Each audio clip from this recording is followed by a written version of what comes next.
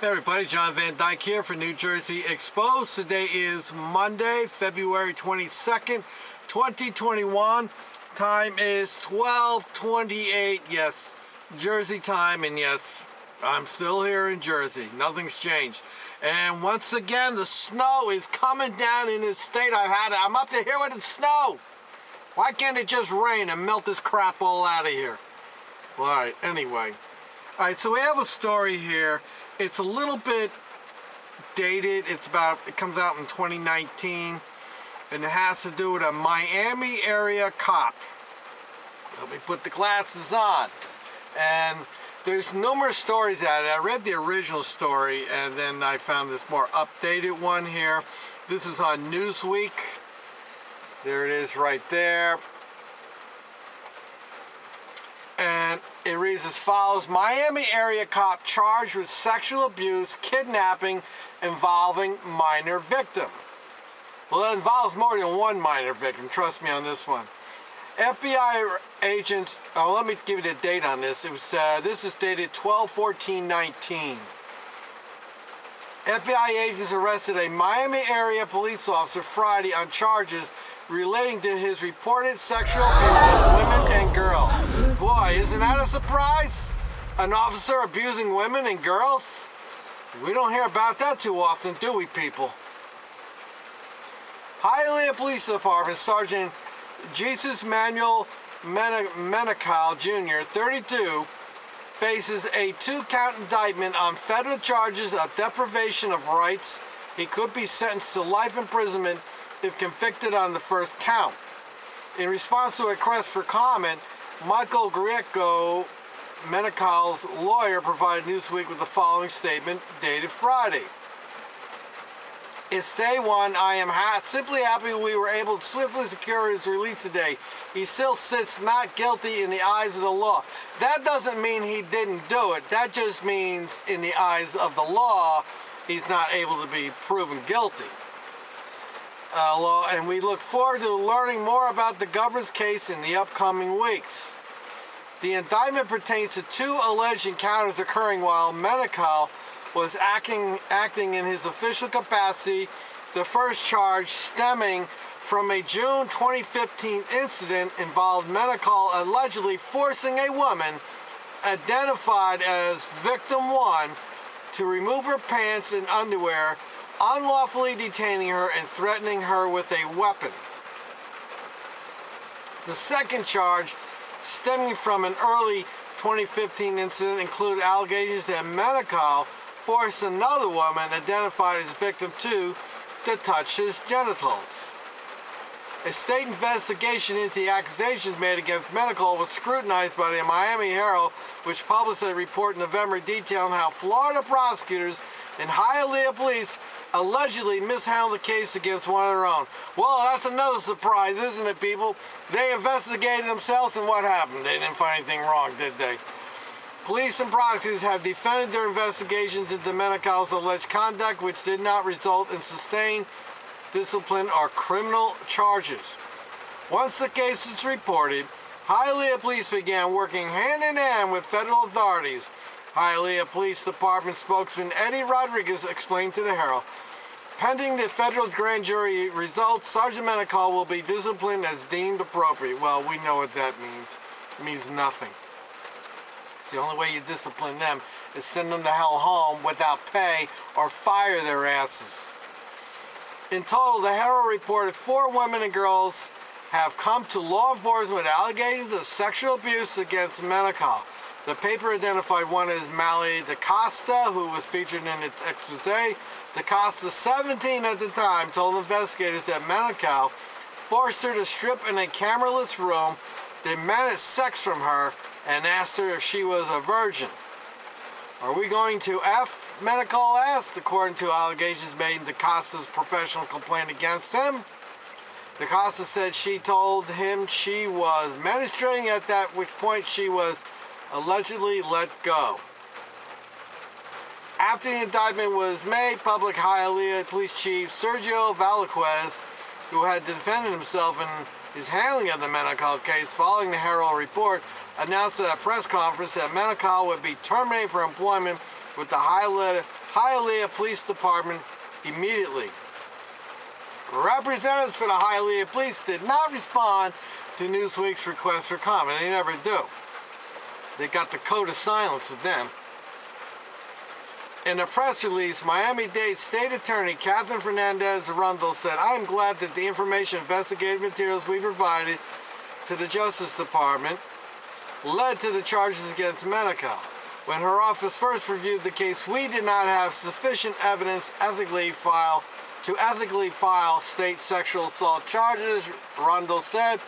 The case was referred to the Justice Department in 2016 for further investigation because of possible federal civil rights charges, she added.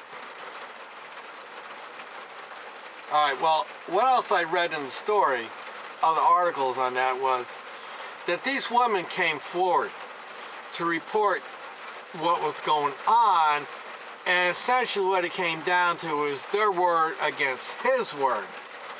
But as time went on, there were several different incidents where these women came forward with a similar story, and what he would do is he would stop these women and put them in the back of the police car, and he would take them back to a substation, and rather than taking them into a interview room, he would take them into his office where these acts would take place. And because there's no camera, and these women, most likely the women that he's screwing around with or messing with, they may not be upstanding people in the community, and thus he's an officer, and we know how the bootlickers and the system treats their foot soldiers. They had credibility, the victim doesn't.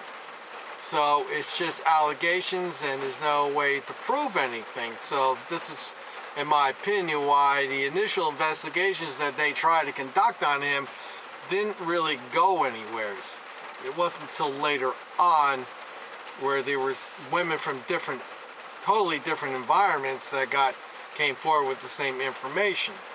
And now this sexual predator is, according to the article, has been fired. Now this is a year old, a little bit over a year old. I haven't found any updates on it, but there's plenty of articles out there about it that detail what was going on. So, once again, we have another sexual predator with a badge and a gun running around out there, conducting their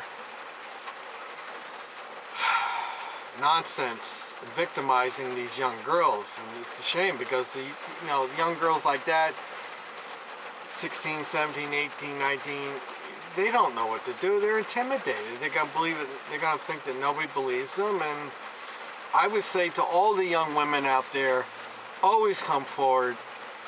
And I would give some advice to you young girls out there, or any woman who is being victimized by one of these protection officers, Blue Zero heroes, the ones that are out there protecting the neighborhood from us, from them, is if you get an officer and he says perform oral sex on him, I would suggest that in the act of doing that you would just take your teeth and bite down as hard as you can and pull back. Because he's going to have to go to the hospital, and then he's going to have to explain what happened. And I don't think it's going to have a good outcome for him. He may try to say, hey, you assaulted me, but I don't know.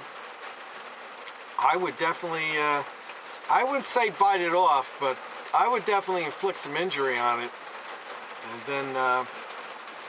then you got yourself a good complaint against him for sexual assault on you, and you defended yourself. That's a way I would say that's a defense. You're defending yourself against a sexual assault.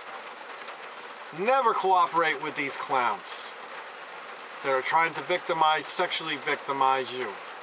Always come forward, and I would say don't go forward to the department that officer belongs to. I would go to the prosecutor's office with it, the county prosecutor's office. If you're still uncomfortable with that, go to the state attorney's office. I would say with the state attorney's office, you certainly can probably trust them a lot better than the rest. I know here in Monmouth County has a hotline that you can call if something like this happens to you. You're being victimized by an officer, or you have information of an officer doing something that they should not be doing.